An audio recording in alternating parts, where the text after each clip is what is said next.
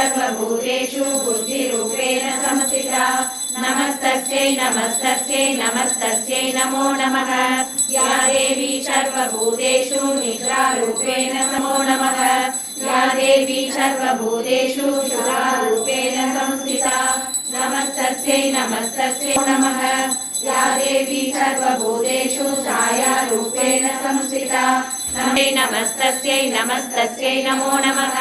या देवी सर्वभूतेषु जातिरूपेण संस्थिता नमस्तस्यै नमस्तस्यै नमस्तस्यै नमो नमः।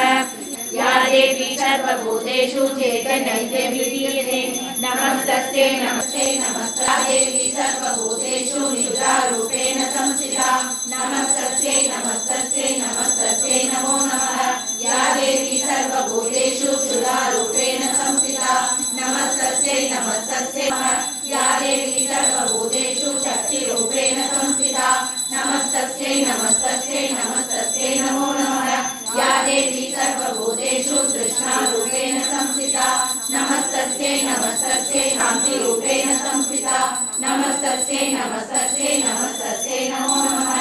या देवी सर्वभूतेषु जातिरूपेण संस्थिता नमस्तस्यै नमस्तस्यै नमस्तस्यै नमो नमः। या देवी सर्वभूतेषु लज्जारूपेण संस्थिता नमस्तस्यै नमस्तस्यै नमस्तस्यै नमो